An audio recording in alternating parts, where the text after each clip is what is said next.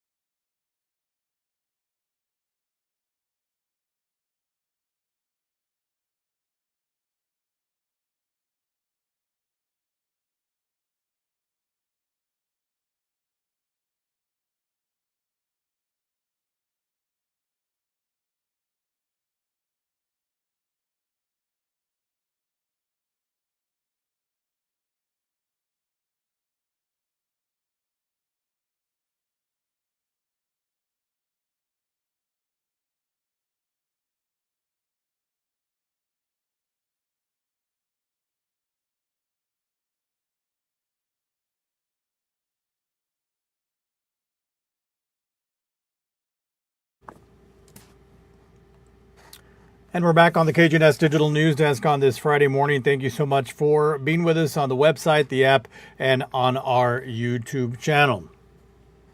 $15 million in federal funds is going to the first phase of the Border Patrol checkpoint expansion project on mile marker 29. Out of the $15 million, $10 million will address traffic congestion by immediately adding one passenger vehicle inspection lane.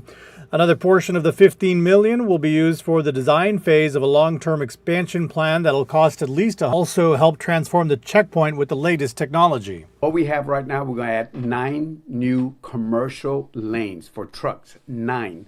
We're going to add 2 secondary inspection lanes.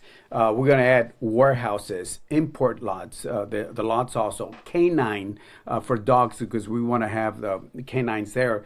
And it's going to just totally change what we have. It's going to be transformed into the... As for how long before we could start seeing work done, Chamber of Commerce met up with Mexican officials at their annual trip to Washington, D.C., and they discussed the severe traffic congestion and shutdowns hindering U.S. trade with Mexico. Our Salma Lozano has more on this meeting and the proposed solutions to fix the issue. The Laredo Chamber of Commerce, in association with concerned business owners, addressed Ambassador to the United States, Esteban Moctezuma, outlining solutions that could help the constant system failures occurring in the Mexican customs system. According to Arturo Dominguez, a U.S. customs broker, the ambassador was not aware that the delays were occurring and was surprised to know that they routinely happened on Fridays. Dominguez tells us that one of the most ambitious and yet helpful recommendations that business owners are hoping will take into effect is allowing transport businesses to change their forms of entry. Right now, you have to go back to the office, redo the document, retransmit, get a response, print it, give him the documents, and then go back to whatever line he has to go do. So it's just time consuming, and time is money. That's reality. There are 4 proposed solutions, ranging from building a secure holding yard for cargo when delays are unavoidable to an extensive system analysis of Mexican customs to find the root issue behind the delays. Executive Director of the Laredo Chamber of Commerce, Monica Martinez, explained that the system failures, while severe to trade now, could become a greater issue in the near future. We are growing. We are the #1 port in the Western Hemisphere, and the traffic is going to increase. Trade is wonderful. Commerce is wonderful. We want businesses to come to Laredo, but we also need to provide solutions. So we're working together to do that. The letter is said to be on its way to the President of Mexico's desk with the hope that some of the solutions outlined can be put in place. For KGNS News, Salma Lozano. Well, Dominguez tells us delays can cost millions of dollars in lost trade. In the meantime, Dominguez says the Laredo Commerce and other business owners are working with Laredo City Council to find ways to redirect traffic in the case of another system failure. Everyone's getting ready to hop into the Easter fun this weekend, but before you head out to celebrate, there are some things to keep in mind. Laredo's Park and Recreation Department, that team is preparing with a list of do's and don'ts to make sure it's a cracking good time. Now, when it comes to cooking, campfires on the ground are a no-go. Trailer barbecue pits are not allowed, but you can use the designated grill area or the designated grills that are there at the parks, or just bring your own small portable grills. Just make sure all ashes and coals are extinguished properly. Picnic spots are first come, first serve, starting at 6 in the morning. Facilities close at 11 at night. Remember, no overnight camping is allowed to secure spots within the parks. So nobody's allowed to camp overnight or leave anything behind to hold as in reserve. You cannot put anything chained to any barbecue pit or anything. So if parks crew comes out there early or PD, they see that, they will remove it and take the property out. Make sure you park your vehicles, that is, in designated areas only to avoid traffic congestion. And if you're bringing your pets, just make sure they're on a leash. Alcohol, cigarettes, ATVs, all of them off limits. And lastly, remember to get rid of your trash properly in designated bins and bring extra trash bags, please. Okay, after several years working for the city of Laredo, over 90 people were officially putting their worker hats away and retiring. Employees who announced their retirement between 2022 and 2023 were recognized yesterday by the city for their work. Among the retirees was Juan Jose Coutinho, who worked in the city's engineering department for over 20 years. He was part of over 200 city projects, and he says he's looking forward to his new chapter in life. I enjoy my time off from work. I am with my family, and I am very adventure guy, so I'm doing all my ventures that I can. I spend a lot of time with my family, my kids, my wife, and my pets. Among the retirees, many had been with the city between 20 to 40 years. Musical numbers and dance performances took center stage at the Vidal M. Trevino Magnet School Auditorium. 11 LISD elementary schools showed off their talent during the 9th annual Be a Star with School Breakfast Singing Contest. This year's first place winner was Didi Achar with their song, We Are Healthy Girls. They tell us they were happy to share the message. The message is we really need to eat something healthy in the morning, and so it gives you energy to work more. Why is it so important that you eat breakfast? Because it gives you energy to start the day, and then you have lunch that helps you a little more. Well, second place went to Santa Maria Elementary. Third place went to J.C. Martin. Congratulations to all the students on a job well done. Speaking of students across the Gateway City, many got a first-hand look into potential careers for their future. Members of the KGNS Plus team let students over at Dikey's Elementary School interview each other so they could see what being a journalist would be like. Kids over at Bonnie Garcia Elementary got to read from a teleprompter, and teens over at Elias Herrera Middle School got to speak to one of our anchors to learn more about on-air jobs. All right. Okay. One more thing before we disperse here on this Friday morning, and we continue our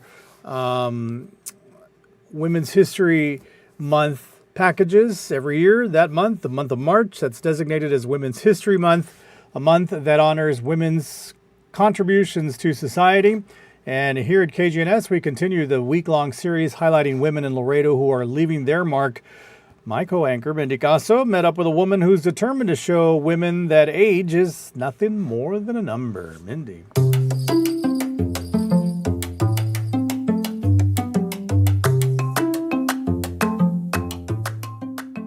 Studies have shown that about 30% of adults over age 70 have trouble with walking, getting out of a chair, or even just climbing upstairs. Mobility limitations are also linked to higher rates of falls, chronic disease, and mortality.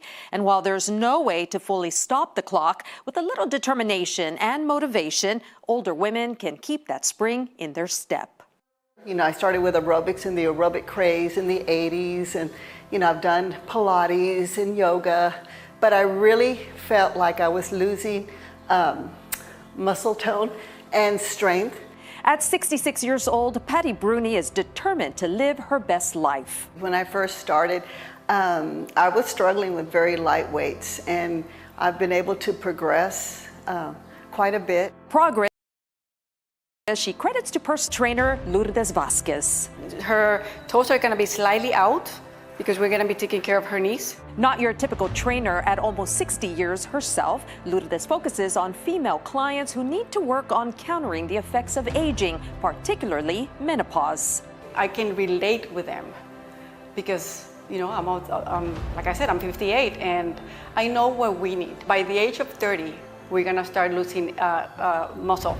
Lourdes began exercising in high school, but as the years went by, noticed more and more older women needing help.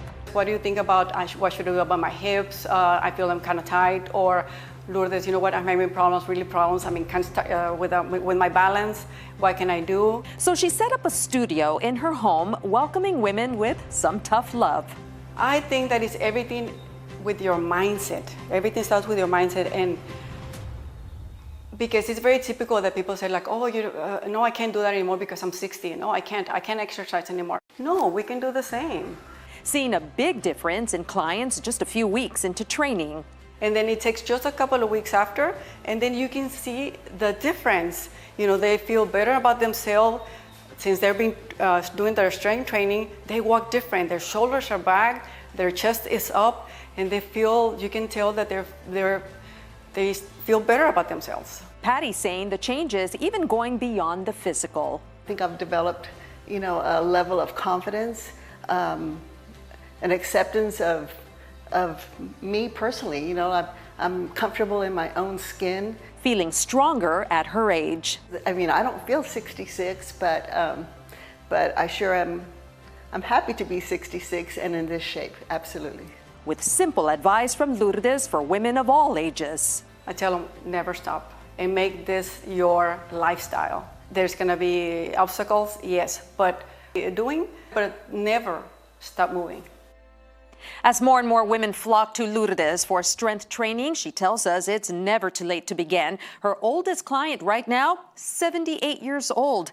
As for lives of local veterans. So, all right, that's going to do it for now. We have Telemundo en tu Casa coming up at 11, and then we'll see you on KGNS News at noon. Then, of course, all of our afternoon newscasts live in both English and Spanish from here at the KGNS Plus studios at 222 Bob Bullock Loop. 4:30 at 5 and 10 on Telemundo. The early edition, the evening edition, and KGNS News at 10 on KGNS. So thanks for watching this morning. I hope you had a blessed week, and I hope you have a blessed and joyous Easter Sunday. We'll see you on Monday, God willing.